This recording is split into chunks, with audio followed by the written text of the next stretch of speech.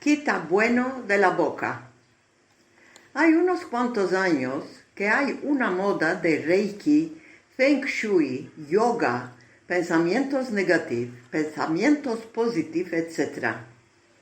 Yo nunca no me ondeía a estas cosas, mas como me plazan besar, muchas veces me fui a conferencias y seminarios a este sujeto y decidí que en la Torah existe todo modo de moral, de filosofía y explicaciones maravillosas. En mi chiquez, cuando hacíamos planos para el día de mañana, mi madre nos decía, si quiere el Dios, si hablábamos una cosa negra, quita bueno de la boca.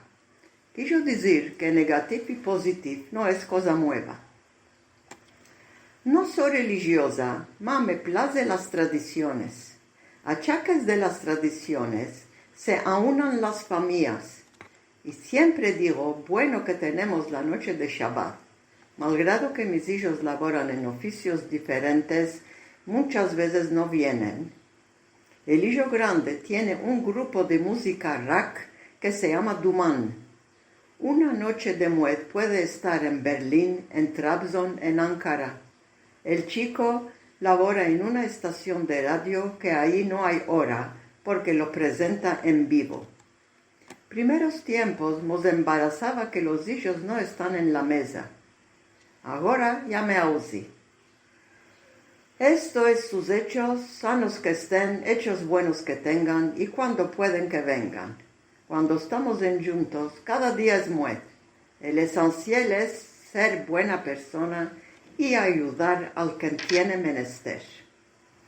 Diciendo ayudar, me vino al tino una consejica. En una ciudad vivía un hombre muy prove. Ande metía la mano, se deshacía.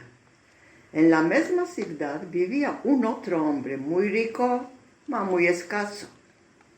El rico un día decidió de trocar casa y tuvo menester de un portador para transportar los muebles.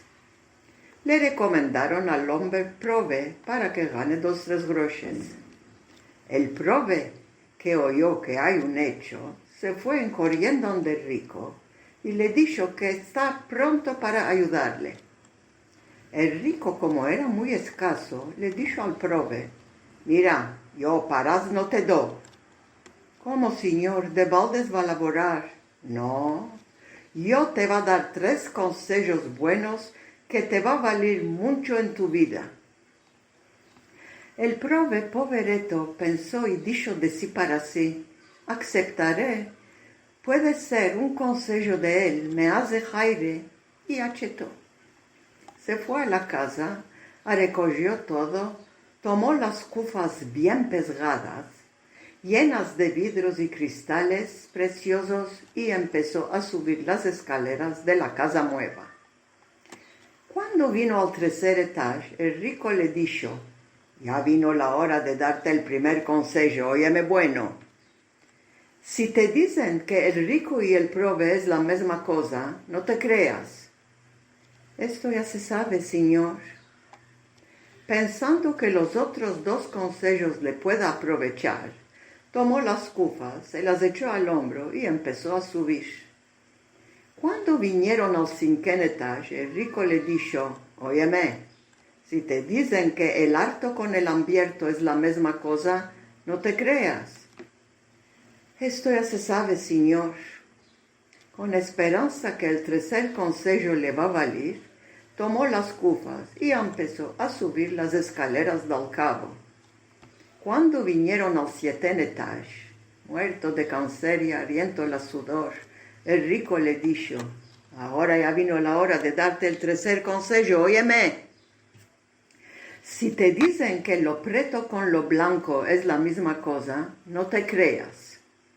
El prove, mas no pudo resistir, y con una birra da una punta de pie a las cufas y las echa de las escaleras abajo, todo se rompe y se hace sal y ceniza. El rico no te puede pensar, gritando con nervios, «¡Ey, qué hiciste, loco sos!».